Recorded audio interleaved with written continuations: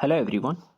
So finally +3 6 semester form fill up notice आसीगला। ये हूँ Utkal university notice. My dear students जो मैंने अलग यूनिवर्सिटी बिलंग्स करुँच से नोटिस खूब जल्दी आसूची। ओके जितेबाला भी आसो मुझे मोर ये चैनल रे इनफॉर्म करदेवी। एबे आसो Utkal university form fill up notice उपरे। माय डियर स्टूडेंट्स मुझे कही आगुरी कि आपण मानकर जो एग्जाम हम सी मार्च मसरे ही हम। मुझे 99% ग्यारंटी सहित कही। एंड बहुत पिला भाविले कि सर आमर कोर्स सरीनी आमर गोटे भी क्लास आरंभ होनी नुआ प्रोग्राम्स चली आमर किसी पाठ पढ़ाईनी। माय डियर स्टूडेंट्स एग्जाम सहित तार किसी भी लेन देन नहीं। मन रखु एग्जाम आपण मानकर जो शेड्यूल रे हवा कथा से शेड्यूल रे ही हम। एटा गवर्नमेंट अलग प्लान ता सहित एजुकेशन रो जो आपणकर एग्जामिनेशन किसी संपर्क नहीं। मन रखु एटा आपण मानकर जो टाइम सब वेस्ट होती बर्तमान जो प्रोग्राम्स चली आपण मानकर कहीं पढ़ालानी कौन है से सब आपण मानकर गोटे टाइप टाइम वेस्ट हो गला। ता सहित एग्जाम रो कौन सी संपर्क नहीं। मन रहिला ए जिनस तेणु से आपण मैंने मन दुख बर्तमान करवा किसी आवश्यकता नहीं। आपण मानकर एग्जाम जो हम मार्च मसरे हम एटा फिक्स। एंड जो भी अदर यूनिवर्सिटीज माने अच्छी से एग्जाम एप्रिल फर्स्ट वीक रे ही हो जीवो। 100% आपण मानकर एप्रिल मसरे ही आपण मानकर एग्जाम हम। एटा मैं आगुरी मध्य कही बहुत पिला माने बिलीव कलेनी कि सर 5th सेमिस्टर रिजल्ट भी एपर्यंत बाहरी। 5th सेमिस्टर रिजल्ट यही मसरे ही बाहर 100% यही मसरे बाहर। ठीक अच्छे बर्तमान जो मानकर पेपर खराब होता 5th सेमिस्टर ता टेंशन छाड़ू। आशा करुच्ची कि आपण मानकर पेपर क्लीयर हो जाऊ। जदि आपण माने खातार लिखि थे तो किछि तो लिखि थे एटलिस्ट पेपर फिलअप एटलिस्ट करी किछि लिखि थे ताल आपण मानकर पास हो जातु सेटा ही मुझे चाहिए। किंतु जो मैंने लिखि ना ब्लैंक पेपर छाड़ी देती से विषय में किसी कहवाक चाहूनी।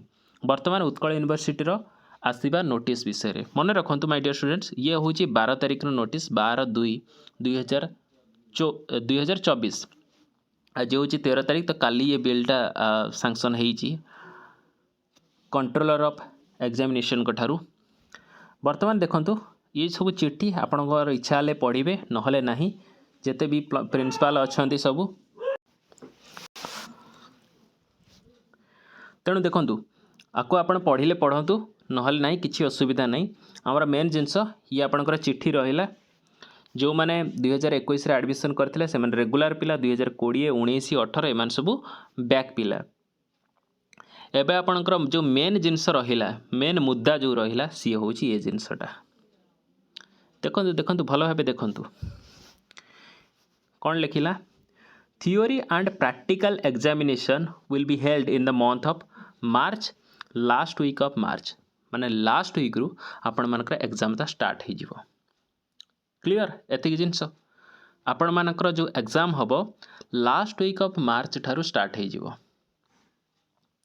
बर्तमान जदि आपण माने बिल्कुल पढ़ी ना मैथ ऑनर्स पिला मानक पई मु कहि दोउची मैथ ऑनर्स पिला मानक पई ऑलरेडी 2टा पेपर मोर गोटे पेपर कंप्लीट हो जाइए।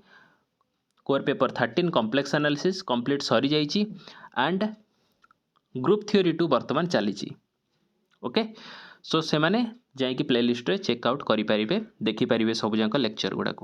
ओके सो एबे आपण मानकर पैसा केते पैसा हम आपणकर जो एग्जामिनेशन फी हम 500 टका जोटा कि आप ऑलरेडी 5टा सेमिस्टर हम दे आसुचंती एंड किसी एडिशनल पैसा आपण मानक ठारू मध्ये नौथिबे जोटा कि कॉलेज रा गोटे एडिशनल नोटिस आसे सेतिर 200-250 एक्स्ट्रा नियंती से माने। ठीक अच्छे तो ये 500 टका आपण मानकर कॉलेज नब। आ गोटे बड़ इनफॉरमेशन जिनस हो कि आपणकर जो प्रोजेक्ट हम आपण जो प्रोजेक्ट करेंगे से आपन गोटे 50 टकर एक्स्ट्रा फॉर्म फिलअप करिया को पड़ो। ओके जोटा कि आपण माने करुथिले प्रैक्टिकल हिसाब रे करुथिले 5th सेमिस्टर रे तो आपण माने करि नथिबे मैथ ऑनर्स पिला माने अलग ऑनर्स पिला माने करिथिबे तो से माने को 50 टका एठी देकी फॉर्म फिलअप करिया को पड़ो आपनकर जो प्रोजेक्ट पई। एंड अदर जो प्रैक्टिकल पेपर थिबो जेमति कि फिजिक्स केमिस्ट्री से मानक पई मध्ये से माने एक्स्ट्रा पैसा देबे 50 टका हिसाब रे। ठीक अछि तो एतिक जिनस आपण मानकर रहिला।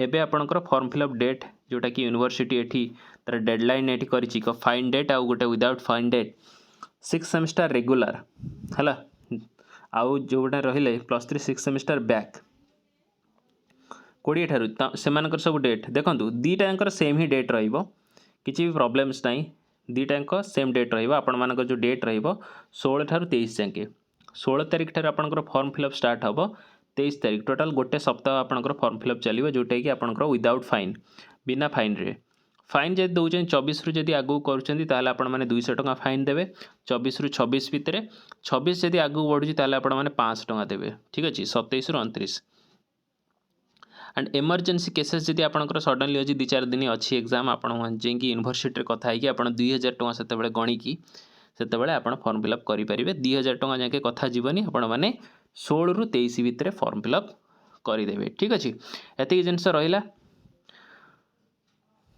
Plus three six semester without fine college code number तो ये सब जिनस आपंकर सब अच्छी ये सब कॉलेज आपंकर जो नोटिस दबा आपंकर फाइनल पैसा से लिखाई तो ये सब जिनस किसी दवा दरकार नहीं आपंकर मेन जो उद्देश्य थिला सेटा कौन आपंकर 16 रु 23 बुझीगला 16 रु 23 रे आपण फॉर्म फिलअप करेंगे आपणकर जो एग्जाम हम मार्च लास्ट रे ही आपण मानकर एग्जाम हम ठीक अच्छे एति जिनस रहा चलतु धन्यवाद।